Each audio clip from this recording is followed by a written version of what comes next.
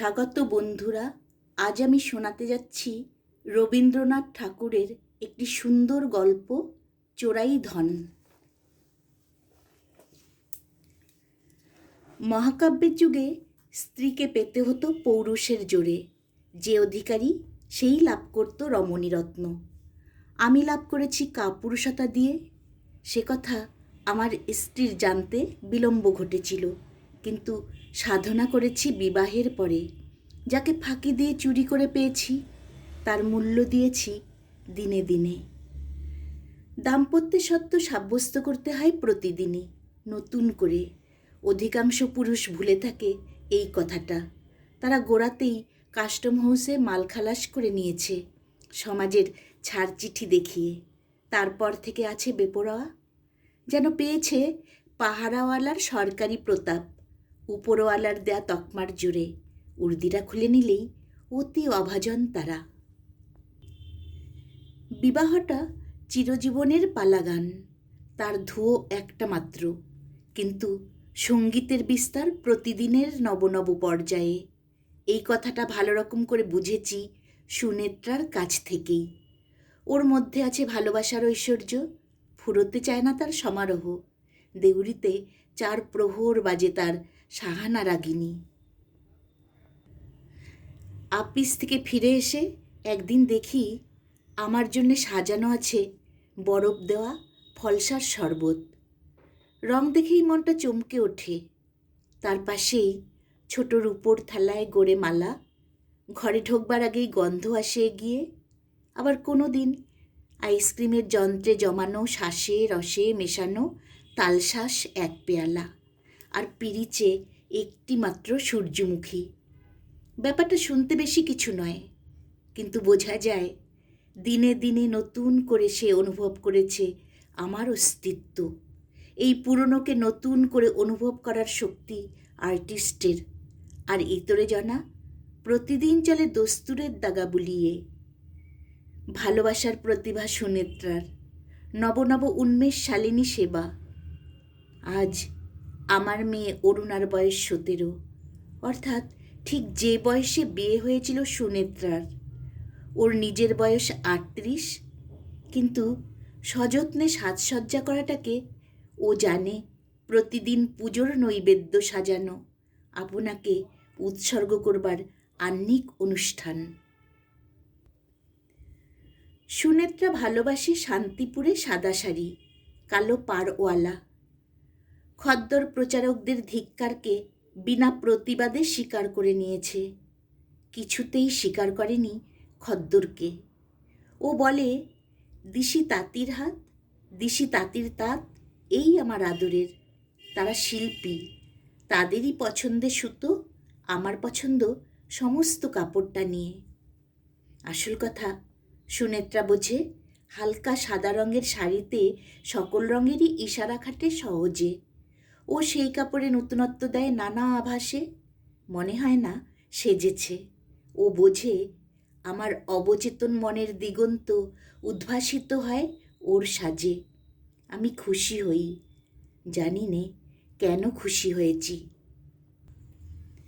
প্রত্যেক মানুষেই আছে একজন আমি। সেই অপরিমেয় রহস্যের অসীম মূল্য যোগায় ভালোবাসায়। অহংকারের মেকি পয়সা তুচ্ছ হয়ে যায় এর কাছে। সুনেত্রা আপন মন প্রাণ দিয়েই পরম মূল্য দিয়ে এসেছে আমাকে, আজ 21 বছর ধরে। ওর শুভ্র ললাটে কুমকুম বিন্দুর মধ্যে প্রতিদিন লেখা হয় অক্লান্ত বিস্ময়ের বাণী। ওর নিখিল জগতের মর্মস্থান অধিকার করে আছি আমি। সেজন্যে আমাকে আর কিছু হতে হয়নি সাধারণ জগতের যে কেউ হওয়া ছাড়া। সাধারণকেই অসাধারণ করে আবিষ্কার করে ভালোবাসা। শাস্ত্রে বলে, আপনাকে জানো, আনন্দে আপনাকেই জানি। আর একজন যখন প্রেমে জেনেছে আমার আপনকে। বাবা ছিলেন কোনো নামজাদা ব্যাংকের অন্যতম অধিনায়ক। তারই একজন অংশীদার হলে মামি। যাকে বলে ঘুমিয়ে পড়া অংশীদার, একেবারেই তা নয়। আষ্টে পৃষ্ঠে লাগাম দিয়ে জুতে দিলে আমাকে অফিসের কাজে। আমার শরীর মনের সঙ্গে এই কাজটা মানানসই নয়। ইচ্ছা ছিল ফরেস্ট বিভাগে কোথাও পরিদর্শকের পদ দখল করে বসি, খোলা হাওয়ায় দৌড়ধাপ করি, শিকারের শখ নিয়ে মিটিয়ে। বাবা তাকালেন প্রতিপত্তির দিকে, বললেন, যে কাজ পাচ্ছ সেটা সহজে জোটে না বাঙালির ভাগ্যে। হার মানতে হলো। তাছাড়া মনে হয় পুরুষের প্রতিপত্তি জিনিসটা মেয়েদের কাছে দামি। সুনেত্রার ভগ্নিপতি অধ্যাপক, ইম্পেরিয়াল সার্ভিস তার, সেটাতে ওদের মেয়ে মহলের মাথা উপরে তুলে রাখে। যদি জঙ্গলি ইন্সপেক্টর সাহেব হয়ে সোলার হেড পরে বাঘভালুকের চামড়ায় মেঝে দিতুম ঢেকে, তাতে আমার দেহের গুরুত্ব কমিয়ে রাখত, সেই সঙ্গে কমাতো আমার পদের গৌরব আর 5 জন পদস্থ প্রতিবেশীর তুলনায়। কি জানি এই লাঘবে মেয়েদের আত্মাভিমান বুঝি কিছু ক্ষুণ্ণ করে। এদিকে ডেস্কের বাধা স্থাবরত্বের চাপে দেখতে দেখতে আমার যৌবনের ধারা আসছে ভোতা হয়ে। অন্য কোনো পুরুষ হলে সে কথাটা নিশ্চিন্ত মনে ভুলে গিয়ে পেটের পরিধি বিস্তারকে দুর্বিপাক বলে গণ্য করত না। আমি তা পারি নে। আমি জানি সুনেত্রা মুগ্ধ হয়েছিল শুধু আমার গুণে নয়, আমার দেহ সৌষ্ঠবে। বিধাতার স্বরচিত যে বরমাল্য অঙ্গে নিয়ে একদিন তাকে বরণ করেছি, নিশ্চিত তার প্রয়োজন আছে প্রতিদিনের অভ্যর্থনায়। আশ্চর্য এই যে সুনেত্রার যৌবন আজও রইল অক্ষুণ্ণ। দেখতে দেখতে আমিই চলেছি ভাটার মুখে, শুধু ব্যাংকে জমছে টাকা। আমাদের মিলনের প্রথম অভ্যুদয়কে আর একবার প্রত্যক্ষ চোখের সামনে আনলো আমার মেয়ে অরুণা। আমাদের জীবনের সেই উষারুণ রাগ দেখা দিয়েছে ওদের তারুণ্যের নবপ্রভাতে। দেখে পুলকিত হয়ে ওঠে আমার সমস্ত মন। শৈলেনের দিকে চেয়ে দেখি, আমার সেদিনকার বয়স ওর দেহে আবির্ভূত। যৌবনের সেই ক্ষিপ্র শক্তি, সেই অজস্র প্রফুল্লতা, আবার ক্ষণে ক্ষণে প্রতিহত দুরাশায় ম্লায়মান উৎসাহের উৎকণ্ঠা। সেই দিন আমি যে পথে চলতেম, সেই পথ ওরও সামনে। তেমনি করেই অরুণার মায়ের মন বশ করবার নানা উপলক্ষ ও সৃষ্টি করছে। কেবল যথেষ্ট লক্ষ্যগোচর নই আমি। অপরপক্ষে অরুণা জানে মনে মনে তার বাবা বোঝে মেয়ের দরদ। একদিন কি জানি কেন 2 চক্ষে অদৃশ্য অশ্রুর করুণা নিয়ে চুপ করে এসে বসে আমার পায়ের কাছের মোড়ায়। ওর মা নিষ্ঠুর হতে পারে, আমি পারি নে। অরুণার মনের কথা ওর মা বোঝে তা নয়, কিন্তু তার বিশ্বাস এ সমস্তই প্রভাতে মেঘডম্বরম, বেলা হলেই যাবে মিলিয়ে। ওইখানেই সুনেত্রার সঙ্গে আমার মতের অনৈক্য। খিদে মিটতে না দিয়ে খিদে মেরে দেওয়া যায় না তা নয়, কিন্তু দ্বিতীয়বার যখন পাত পড়বে তখন হৃদয়ের রসনায় নবীন ভালোবাসার স্বাদ যাবে মরে। মধ্যাহ্নে ভোরের সুর লাগাতে গেলে আর লাগে না। অভিভাবক বলেন, বিবেচনা করবার বয়স হোক আগে, তারপরে ইত্যাদি। হায় রে, বিবেচনা করবার বয়স ভালোবাসার বয়সের উল্টো পিঠে। কয়েকদিন আগেই এসেছিল ভরা বাদর মহাভাদর। ঘন বর্ষণের আড়ালে কলকাতার ইটকাঠের বাড়িগুলো এলো মোলায়েম হয়ে। শহরের প্রখর মুখরতা অশ্রু গদগদ কণ্ঠস্বরের মতো হলো বাষ্পাকুল। ওর মা জানত অরুণা আমার লাইব্রেরি ঘরে পরীক্ষার পড়ায় প্রবৃত্ত। একখানা বই আনতে গিয়ে দেখি মেঘাচ্ছন্ন দিনান্তের সজল ছায়ায় জানালার সামনে সে চুপ করে বসে। তখনও চুল বাঁধেনি। পূবে হাওয়ার বৃষ্টির ছাট এসে লাগছে তার এলো চুলে। সুনেত্রাকে কিছু বললেম না। তখনই শৈলেনকে লিখে দিলেম চায়ের নিমন্ত্রণ চিঠি। পাঠিয়ে দিলেম আমার মোটর গাড়ি ওদের বাড়িতে। শৈলেন এলো। তার অকস্মাৎ আবির্ভাব সুনেত্রার পছন্দ নয়, সেটা বোঝা কঠিন ছিল না। আমি শৈলেনকে বললেম, গণিতে আমার যেটুকু দখল তাতে হালামলের ফিজিক্সের তল পাইনে, তাই তোমাকে ডেকে পাঠানো। কোয়ান্টাম থিওরিটা যথাসাধ্য বুঝে নিতে চাই। আমার সেকেলে বিদ্যেসাধ্যি অত্যন্ত বেশি অথর্ব হয়ে পড়েছে। বলা বাহুল্য, বিদ্যাচর্চা বেশি দূর এগোয়নি। আমার নিশ্চিত বিশ্বাস অরুণা তার বাবার চাতুরি স্পষ্টই ধরেছে, আর মনে মনে বলেছে, এমন আদর্শ বাবা অন্য কোনো পরিবারে আজ পর্যন্ত অবতীর্ণ হয়নি। কোয়ান্টাম থিওরির ঠিক শুরুতেই বাজল টেলিফোনের ঘণ্টা। ধরপড়িয়ে উঠে বললেন, জরুরি কাজের ডাক, তোমরা এক কাজ করো, ততক্ষণ পার্লার টেনিস খেলো, ছুটি পেলেই আবার আসবো ফিরে। টেলিফোনে আওয়াজ এলো, হ্যালো, এটা কি 1200 অমুক নাম্বার? আমি বললেম, না, এখানকার নম্বর 700 অমুক। পরক্ষণেই নিচের ঘরে গিয়ে একখানা বাসি খবরের কাগজ তুলে নিয়ে পড়তে শুরু করলেম। অন্ধকার হয়ে এলো, দিলেম বাতি জেলে। সুনেত্রা এলো ঘরে, অত্যন্ত গম্ভীর মুখ। আমি হেসে বললেম, মিটেরোলজিস্ট তোমার মুখ দেখলে ঝড়ের সিগন্যাল দিত। ঠাট্টায় যোগ না দিয়ে সুনেত্রা বললে, কেন তুমি শৈলেনকে অমন করে প্রশ্রয় দাও বারে বারে? আমি বললেম, প্রশ্রয় দেবার লোক অদৃশ্যে আছে, ওর অন্তরাত্মায়। ওদের দেখাশোনাটা কিছুদিন বন্ধ রাখতে পারলে এই ছেলে মানুষিটা কেটে যেত আপনা হতেই।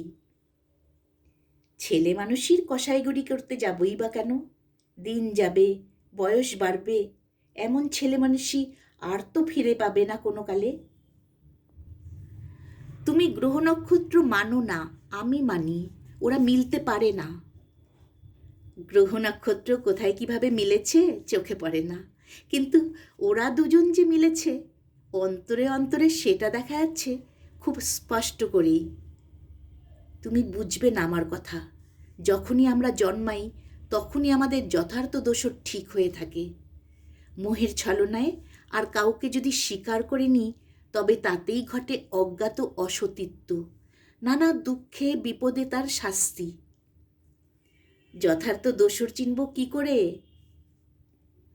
নক্ষত্রের সহস্তে স্বাক্ষর করা দলিল আছে। আর লুকোনো চলল না। আমার শ্বশুর অজিত কুমার ভট্টাচার্য, বনেদি পণ্ডিত বংশে তার জন্ম। বাল্যকাল কেটেছে চতুষ্পাটির আবহাওয়ায়। পরে কলকাতায় এসে কলেজে নিয়েছেন MA ডিগ্রি গণিতে। ফলিত জ্যোতিষে তার যেমন বিশ্বাস ছিল তেমনই ব্যুৎপত্তি। তার বাবা ছিলেন পাকা নৈয়ায়িক। ঈশ্বর তার মতে অসিদ্ধ। আমার শ্বশুরও দেবদেবী কিছুই মানতেন না, তার প্রমাণ পেয়েছি। তার সমস্ত বেকার বিশ্বাস ভিড় করে এসে পড়েছিল গ্রহ নক্ষত্রের উপর। একরকম গোঁড়ামি বললেই হয়। এই ঘরে জন্মেছে সুনেত্রা। বাল্যকাল থেকে তার চারদিকে গ্রহ নক্ষত্রের কড়া পাহারা। আমি ছিলুম অধ্যাপকের প্রিয় ছাত্র। সুনেত্রাকেও তার পিতা দিতেন শিক্ষা। পরস্পর মেলবার সুযোগ হয়েছিল বারবার। সুযোগটা যে ব্যর্থ হয়নি সে খবরটা বেতার বিদ্যুৎ বার্তায় আমার কাছে ব্যক্ত হয়েছে। আমার শাশুড়ির নাম বিভাবতী। সাবেক কালের আওতার মধ্যে তার জন্ম বটে, কিন্তু স্বামীর সংসর্গে তার মন ছিল সংস্কার মুক্ত, স্বচ্ছ। স্বামীর সঙ্গে প্রভেদেই গ্রহ নক্ষত্র তিনি একেবারেই মানতেন না। মানতেন আপন ইষ্ট দেবতাকে। এ নিয়ে স্বামী একদিন ঠাট্টা করাতে বলেছিলেন, ভয়ে ভয়ে তুমি পেয়াদাগুলোর কাছে সালাম ঠুকে বেড়াও, আমি মানি স্বয়ং রাজাকে। স্বামী বললেন, ঠকবে, রাজা থাকলেও যা, না থাকলেও তা, লাঠি ঘাড়ে নিশ্চিত আছে পেয়াদার দল। শাশুড়ি ঠাকুরন বললেন, ঠকবো সেও ভালো, তাই বলে দেউরির দরবারে গিয়ে নাগরা জুতোর কাছে মাথা হেঁট করতে পারবো না। আমার শাশুড়ি আমাকে বড় স্নেহ করতেন। তার কাছে আমার মনের কথা ছিল অবারিত।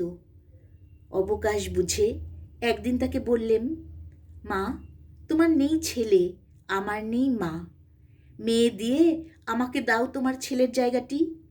তোমার সম্মতি পেলে তারপরে পায়ে ধরব অধ্যাপকের। তিনি বললেন, অধ্যাপকের কথা পরে হবে বাছা, আগে তোমার ঠিকুজি এনে দাও আমার কাছে। দিলে মেনে। তিনি বললেন, হুম, হবার নয়, অধ্যাপকের মত হবে না, অধ্যাপকের মেয়েটিও তার বাপেরই শিষ্যা। আমি জিজ্ঞাসা করলুম, মেয়ের মা? বললেন, আমার কথা বলো না, আমি তোমাকে জানি, আমার মেয়ের মনও জানি, তার বেশি জানবার জন্যে নক্ষত্রলোকে ছোটবার শখ নেই আমার। আমার মন উঠল বিদ্রোহী হয়ে। বললেম, এমনতর অবাস্তব বাধা মানাই অন্যায়, কিন্তু যা অবাস্তব তার গায়ে ঘা বসে না, তার সঙ্গে লড়াই করব কি দিয়ে? এদিকে মেয়ের সম্বন্ধের কথা আসতে লাগলো নানা দিক থেকে। গ্রহ তারকার অসম্মতি নেই এমন প্রস্তাবও ছিল তার মধ্যে।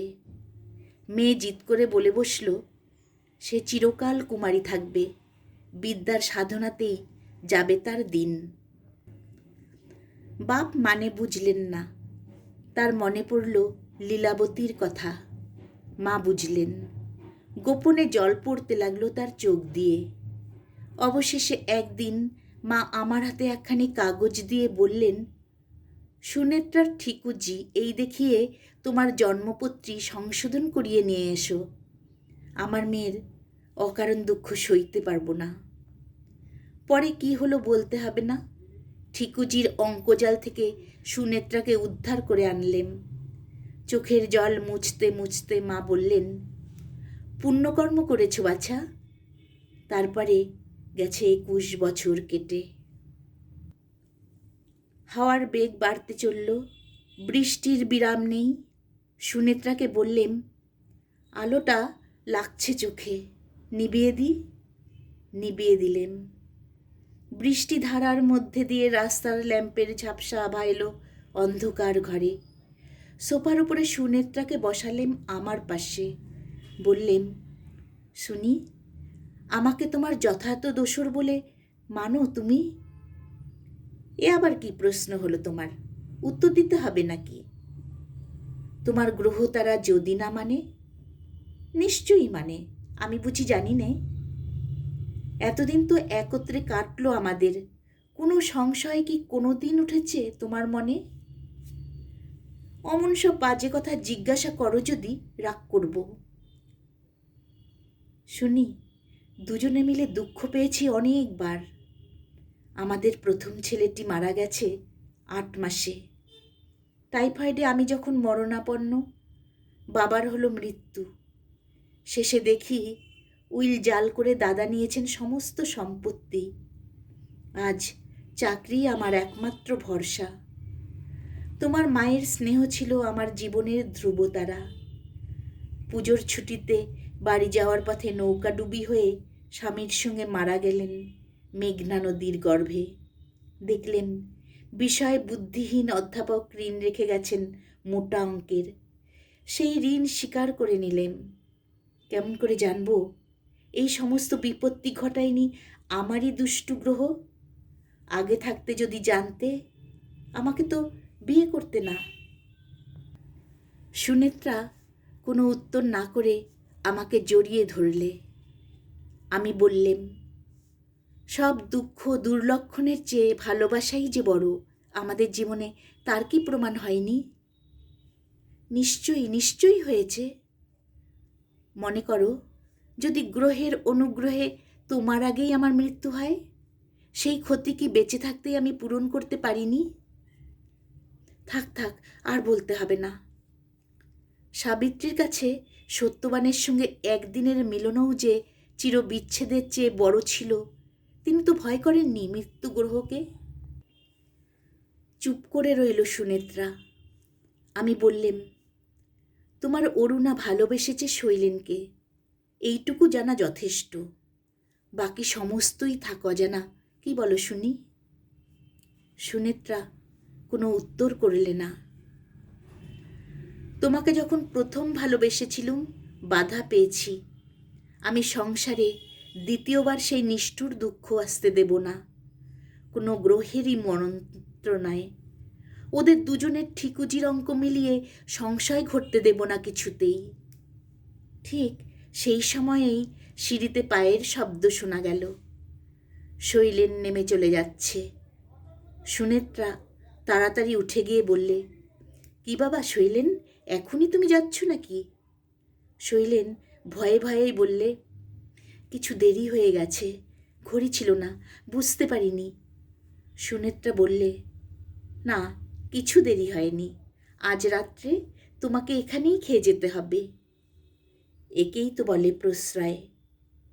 সেই রাত্রে আমার ঠিকুজি সংশোধনের সমস্ত বিবরণ সুনেত্রাকে শোনালেম। সে বলে উঠল, না বললেই ভালো করতে। কেন? এখন থেকে কেবলই ভয়ে ভয়ে থাকতে হবে। কিসের ভয়? বৈধব্য যুগের? অনেকক্ষণ চুপ করে রইল শুনি। তারপর বললে, না, করব না ভয়। আমি যদি তোমাকে ফেলে আগে চলে যাই তাহলে আমার মৃত্যু হবে দ্বিগুণ মৃত্যু।